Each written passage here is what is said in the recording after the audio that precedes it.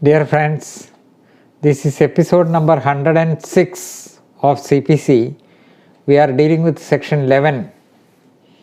In the last episode, we have covered up to explanation 5, that is reading, not detailed. Now we have to see explanation 6. Explanation 6 says, where persons litigate bona fide in respect of a public right or of a private right claimed in common for themselves and others, all persons interested in such right shall, for the purpose of this action, be deemed to claim under the persons so litigating. What is the meaning of it? Two things are there. Persons litigate bona fide. In respect of what? In respect of a public right or of a private right. Third important ingredient is claimed in common for themselves and others. So, two or more persons litigate bona fide, and that too in respect of a public right or of a private right which is claimed in common for themselves and others, then all persons interested in such right shall, for the purpose of this section, be deemed to claim under the persons so litigating. There may be a right which is not only available to a particular person or two or more persons, 2 or 3 persons, but that right is available to several persons in a village. And it may not be practicable to all the persons in the village to join together and to file a suit. And therefore, 2 or more persons may join together and file a suit, ventilating the grievances of all. When persons are so litigating,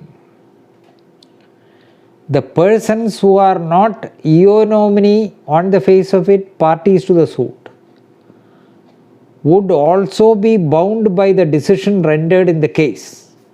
Say for example, A, B and C files a suit against some defendants. A, B and C put forward a claim which is available not only to them but to thousands of persons whose identity and address may not be available to these 3 persons, or who may not be ready and willing to join all these 3 persons. But it is necessary to file the suit to protect the interest of A, B and C. But they are ventilating the grievance of A, B, C, not only A, B, C, but these thousands of people. They may do so. And if that litigation is bona fide, and if that litigation is fought not only for the eo nomine parties, but for others who are having interest also, then it shall be deemed all persons interested in such right shall, for the purpose of this section, be deemed to claim under the person so litigating. So who are all the persons litigating? A, B and C on one side, some defendants on the other. Section 11 says, between parties or between parties under whom they or any of them claim litigating under the same title. So these persons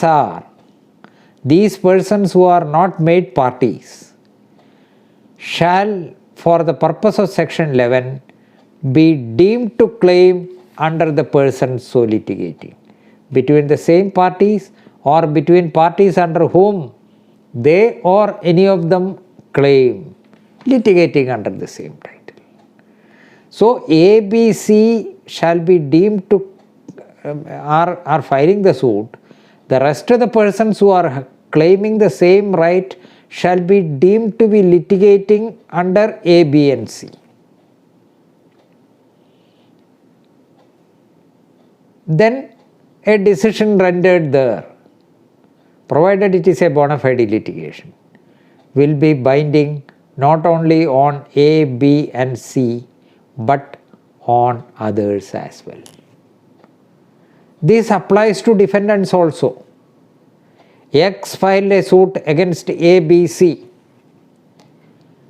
The right which is put forward by X is a right which is claiming, which is being denied by A, B and C. But there are hundreds of others who are also interested in denying the right put forward by X. So X chooses A, B and C and bona fide litigates against A, B and C, not only as against them personally, but against the rights which are being claimed by others who are not made parties. Then it will be binding on not only on A, B, C, but for hundreds of others who are not named in the suit. This is the meaning of section explanation 6. This has connection with or something akin to Order 1 Rule 8. Order 1 Rule 8.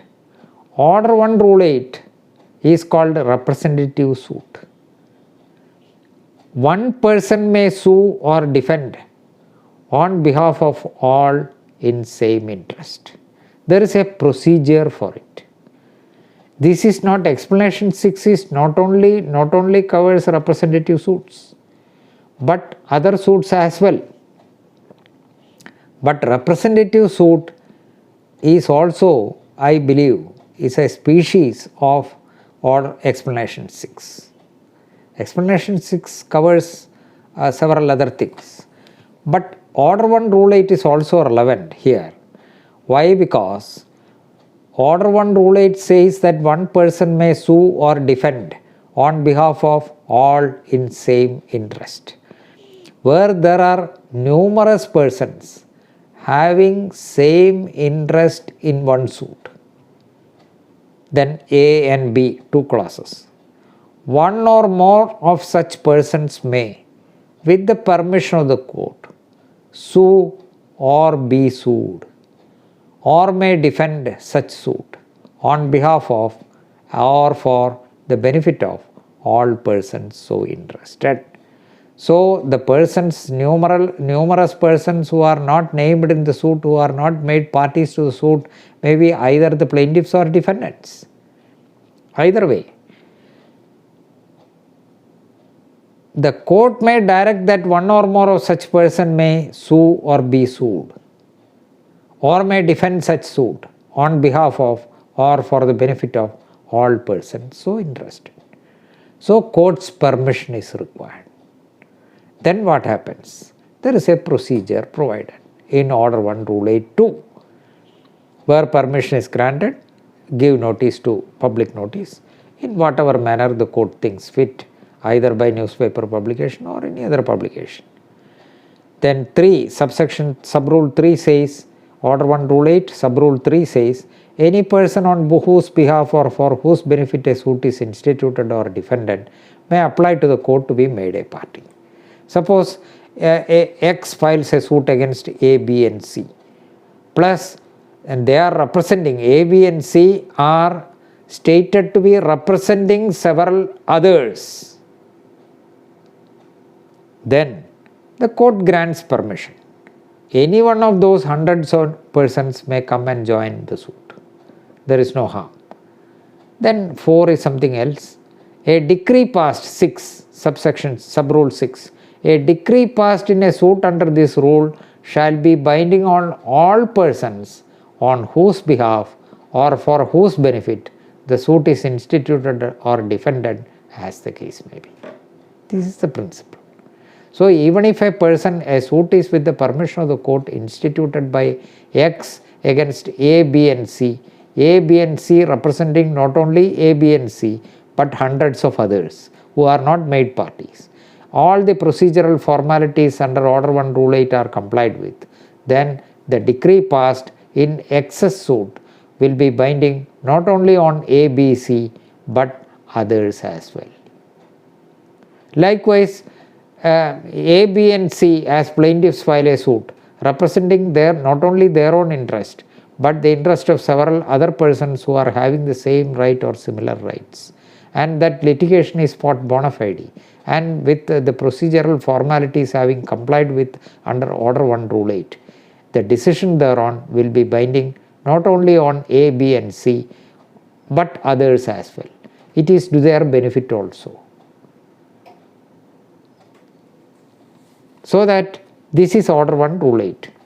Explanation 6 is same principle, but here it may cover, this is my opinion, but I am not asserting as such, but this is what I felt, what I understood. This covers not only Order 1 Rule 8 but other situations as well. Now we go to explanation 7. Explanation 7 says, the provisions of this section shall apply to a proceeding for execution of a decree, and references in this section to any suit, issue or former suit shall be construed as references respectively to a proceeding for execution of a decree, question arising in such proceeding, and a former proceeding for execution of a decree. No explanation is required. This applies to execution proceedings as well. So all the expressions which are used in section 11, issue or former suit, shall be construed as references accordingly to suit to the execution proceedings. So the terminologies used there will apply to execution proceedings accordingly. Then there is no difficulty. This is just an explanation to explain it, that this section applies to, res judicata applies to execution proceedings as well. So accordingly the terms are to be construed. Sorry. Explanation 8. An issue heard and finally decided by a court of limited jurisdiction, competent to decide such issue, shall operate as res judicata in a subsequent suit, notwithstanding that such court of limited jurisdiction was not competent to try such subsequent suit, or the suit in which such issue has been subsequently raised. So there is a former suit. That suit was decided by a court of limited jurisdiction. That decision will operate as res judicata between the parties, notwithstanding that that former court was not competent to try the subsequent suit. One of the basic ingredients of res judicata in the main body of section 11 is in a court which is competent to try the subsequent suit. So the court in which the former suit was pending must be competent to try such subsequent suit. That is a basic ingredient to apply section 11. This is practically an exception to that. Explanation by, see, this affects as an exception. There is a Supreme Court judgment on this, and why the main body of section is not amended when explanation 8 is added All these questions were considered by the Supreme Court, and Supreme Court said that there is no conflict as such, but both are to be construed according to the circumstances and construed accordingly. That is what the Supreme Court said, that there is no conflict, etc. We will come to that decision when we refer to explanation 8. Harmonious construction is required. So here it acts as an exception to the main body of the section, which says that the former suit must be pending in a court which is competent to try the subsequent suit. Here a court of limited jurisdiction, it has got certain limits. It has no power to decide the subsequent suit. It has only the jurisdiction to decide the issue which is involved in the former suit, which is not a pakka regular suit which can be tried by a civil court as any other relief which is contained therein. A subsequent suit, a pakka title suit or something which is all pervasive, which contains not only the limited jurisdiction court's jurisdiction, but some other jurisdiction as well. So technically speaking, the former court, the court in which the former suit was pending, was not competent to try the subsequent suit, and therefore the basic ingredient of section 11 is not satisfied. Still, if the court of limited jurisdiction, having jurisdiction to decide that issue, competent to decide such issue, it will operate as res judicata in a subsequent suit, though that court of limited jurisdiction was not competent to decide the second suit, subsequent suit. See, I think it is clear. For example, there are land reforms laws. Land reforms laws provides for constitution of tribunals for deciding the question of tenancy. A tenancy, a tiller of the soil was given the ultimate right in the property. There may be landlord, there may be intermediaries, there may be cultivating tenants. So a land belongs to A, but it is leased to B, and B is the tiller of the soil. Now the land reforms, the crux of the land reforms legislation is that the right, title and interest of A shall stand vested in the government on a particular date. By midnight it operates by the passing of the law on that date. For example, Kerala Land Reforms Act, it came into force on 1/4/1964.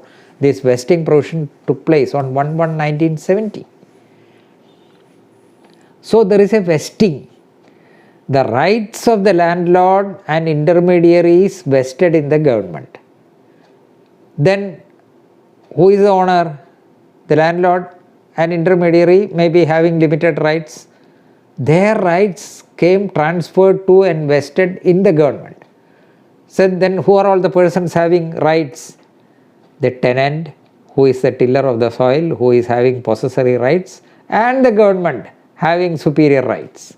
Government will assign to this cultivating tenant. Then all the rights will join together in the cultivating tenant, and he will become the full owner. This is the scheme of the land reforms legislations. So that it is a special right created, a special remedy provided.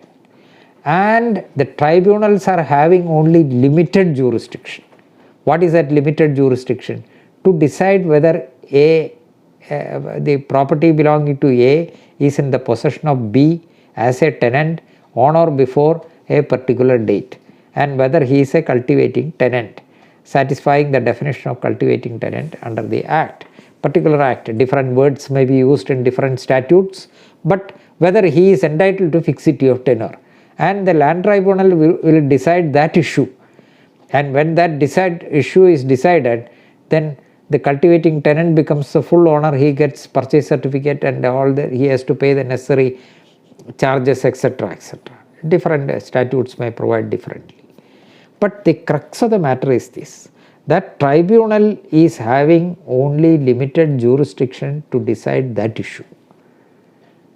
It has no jurisdiction to decide a pakka suit. So, as between A and B, A the landlord, B the tenant, there was a proceeding before the land tribunal. That proceeding ended in favor of B. And it was held by the tribunal that B is a protected tenant. A files a suit in the civil court for recovery of possession based on A's title against B. B says, land tribunal has decided in my favor. Look at this order. It had jurisdiction. It had exclusive jurisdiction to decide that question. The civil court had no jurisdiction to decide that question. Civil court's jurisdiction is ousted. So it was having only limited jurisdiction but exclusive. And the parties fought the litigation before the tribunal. And the tribunal decided in favor of the tenant, B. Then A files a pakka title suit in the civil court and says that the property belongs to him and it is in the possession of B. He has no right to continue. He must be evicted and the property recovered in favor of B. A. Has the land tribunal the jurisdiction to decide the subsequent suit? Answer is an emphatic no. Land tribunal has no jurisdiction to decide that suit. It does not have the competence. Still, the decision of the land tribunal having limited jurisdiction will be binding on the parties in a litigation between them in the civil court. So that a subsequent civil suit for recovery of possession will be barred by res judicata. Reading the res judicata plus explanation 8 together. Harmonious construction. This is the meaning of it. Likewise, there may be other jurisdictions limited, but it is still. Otherwise, what will happen? The land reforms legislations are there, tribunals are constituted, they are given supremacy, there is an exclusion of jurisdiction of the civil court. Still, later a suit can be filed and the whole thing can be upset. What is the meaning? So that it is necessary to confer supremacy over the decisions given by the courts of limited jurisdiction. Tribunals also come in here. That is, tribunals, how it come, the principles of res judicata will apply. And the particular land reforms, I said, the Kerala Land Reforms Act provides that section 11 is applicable. Even if section 11 as such may not apply, the principle of res judicata applies.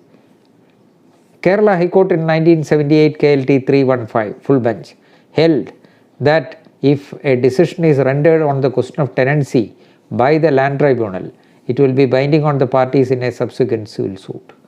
That was in 1978. In 1979, the Land Reforms Act was amended and the section containing a provision that section 11 will apply was added.